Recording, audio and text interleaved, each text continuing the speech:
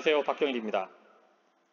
저희는 앞서서 룰 베이스의 중요성, 그리고 권위자에 의존하지 말고 자신의 투자 원칙을 세워라, 그리고 분산 투자를 해라, 그리고 기본적 분석을 통해서 주가를 가늠해보는 방법 등을 여러 가지를 살펴봤습니다.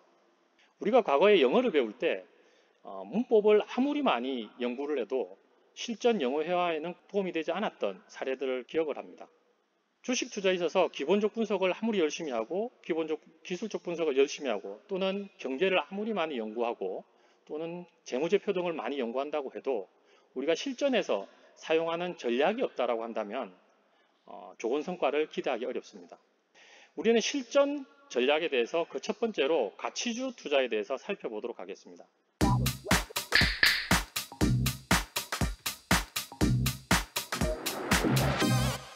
앞서서 우리는 투자 전략을 세우는 기본 접근법을 세 가지를 제시를 하도록 하겠습니다.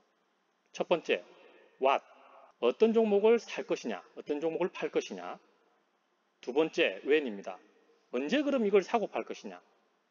세 번째, how many, 얼마나 많이 거래를 할 것이냐 라는 부분에 입각해서 전략을 저희들 세워보도록 할 겁니다. 마법 공식입니다. 미국의 조엘 그리브란트에 의해서 만들어진 전략인데 가치주 투자 방법 가운데 수익 가치를 이용한 투자 방법입니다. 아주 간단한 전략 공식임에도 불구하고 효과가 뛰어나다라고 해서 마법 공식이라는 별칭이 붙었습니다. 수익 가치가 뛰어난데 주가는 싼 기업 등을 매수해라라고 하는 것이죠. 조엘 그리브란트가 제시한 지표는 두 가지가 있습니다. 첫 번째는 자본 이익률이라고 하는 지표가 있고요. 두 번째는 이익 이익률이라고 하는 지표가 있습니다. 자본 이익률은 투입한 자본에 대해서 얼마나 많은 이익을 그 기업이 냈냐라는 걸 알아보는 지표고요. 두 번째, 이익 수익률이라고 하는 건 해당 기업 주가가 벌어들이는 수익 대비 얼마만큼 저평가 또는 고평가되어 있느냐라는 걸 알아보는 지표입니다.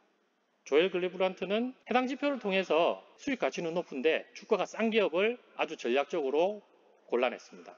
우선 자본 수익률에 대한 지표부터 살펴보도록 하겠습니다. 자본 수익률에 등장하는 지표는 에비타와 투입 유형 자본을 조엘 그리브란트는 예시를 들었는데 실전에서는 ROA 지표도 많이 사용합니다.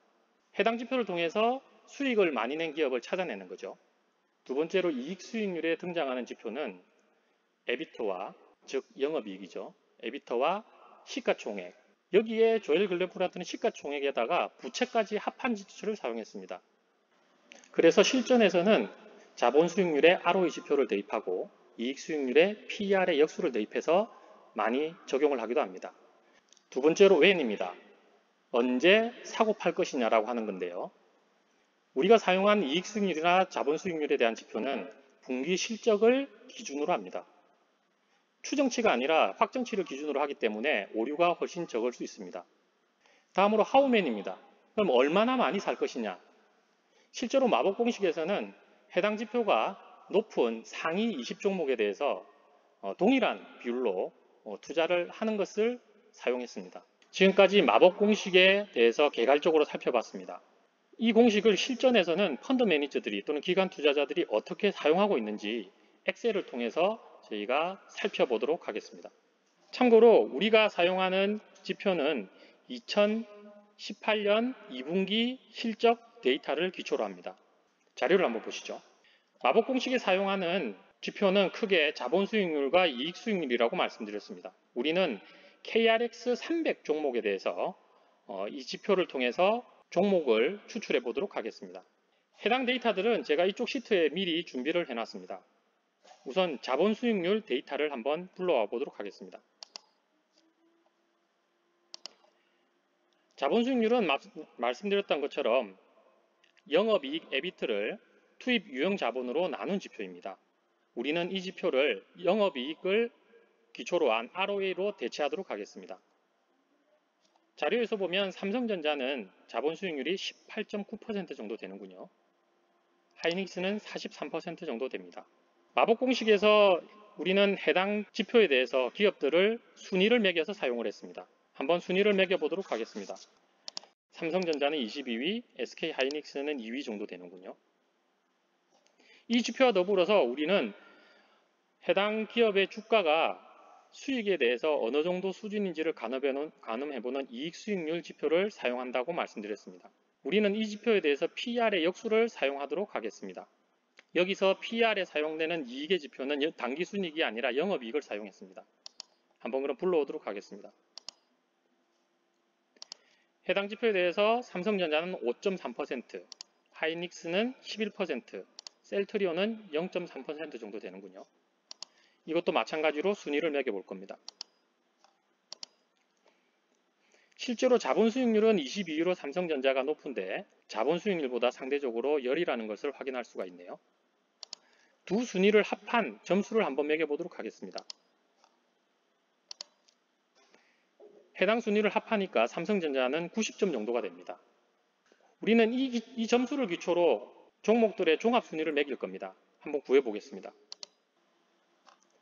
종합순위를 매겨본 결과 삼성전자가 16위, 하이닉스가 2위 정도 되는군요. 셀트리온은 178위인 것 같습니다.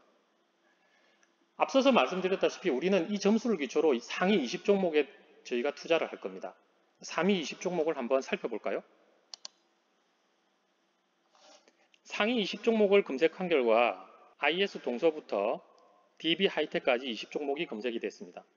우리는 상위 20종목에 대해서 동일한 비율대로 나누어서 투자를 하고 또 다음 분기에 실적이 나오면 그 실적을 기초로 20종목을 또다시 줄여서 리밸런싱을 분기 단위로 하게 될 겁니다. 예, 저희가 엑셀로도 마법 공식에 대해서 어떻게 투자하면 되는지를 what, when, how many 방식을 통해서 살펴봤습니다. 실제로 펀드 매니저들이 사용하는 기법을 살펴보니까 어떻습니까?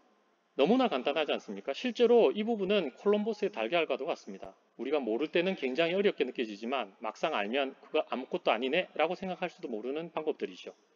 비록 이렇게 간단한 방법이지만 우리가 이 부분을 잘 원칙을 세워서 일관성 있게 투자를 해 나간다면 분명히 좋은 성과를 거둘 수 있는 좋은 방법 중에 하나입니다.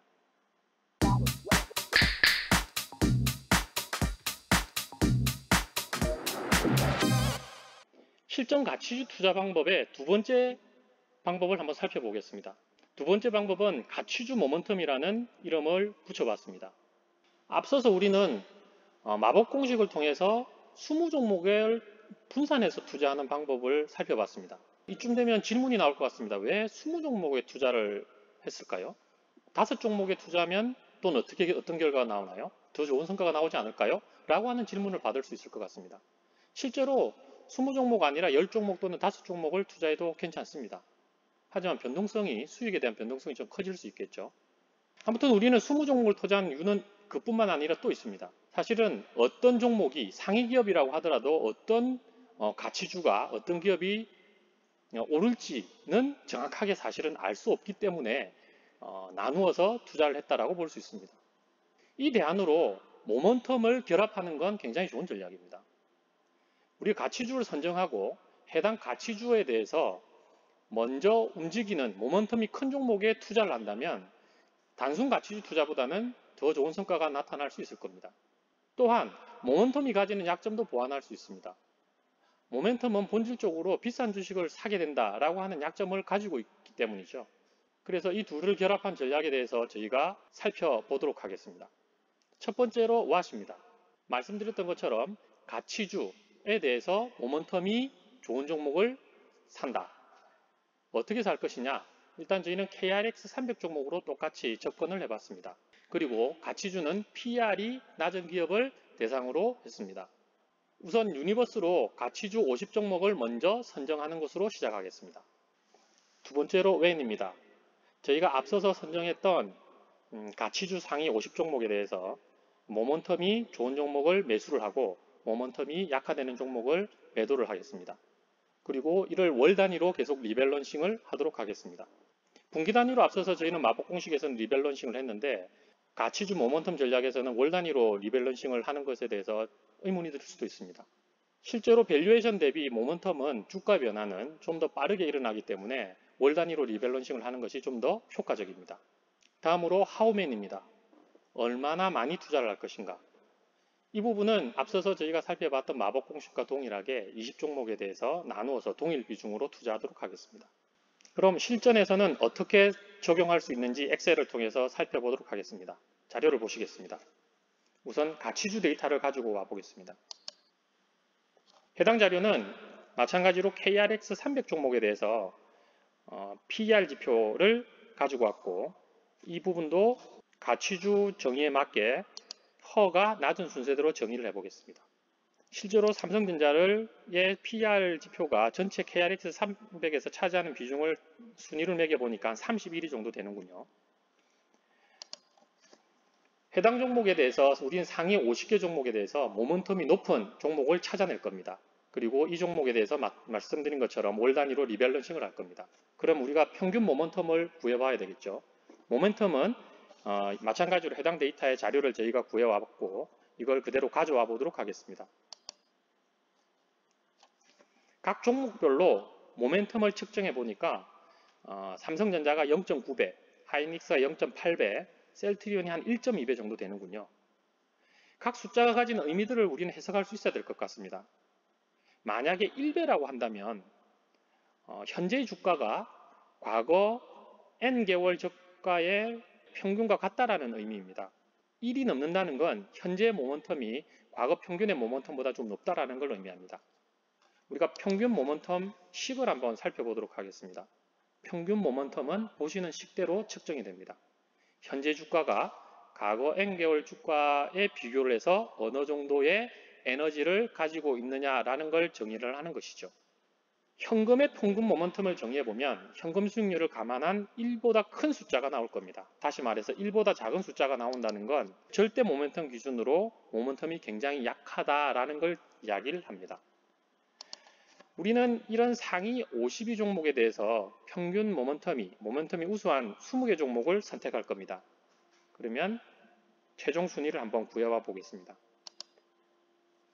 최종 순위를 구해보면 쿠쿠홀딩스부터 동원산업에 이르기까지 20개 종목을 추출할 수가 있습니다. 우리는 해당 종목을 20개씩 월 단위로 리밸런싱을 통해서 전략을 만들어 나가도록 하겠습니다. 저희가 간략하게 가치주 모멘텀이라는 전략을 엑셀에서 어떻게 사용하는지를 살펴봤는데 이 역시 마찬가지로 마법 공식 못지않게 간단한 절차만으로 포트폴리오를 추출하는 것을 확인할 수 있었습니다. 말씀드린 것처럼 이 전략이 수익을 가져다 줄 수 있겠냐라고 의구심이 들 수도 있지만 지금 제가 앞서 보였던 마법 공식과 가치주 모멘텀은 실전에서 이미 많이 검증되었고 많이 사용되는 그런 전략임을 생각하시면 될 것 같습니다. 지금까지 실전 가치주 전략이 어떻게 사용되는지를 살펴봤습니다. 다음번에는 더 알찬 내용으로 실전 전략에 대해서 살펴보도록 하겠습니다. 감사합니다.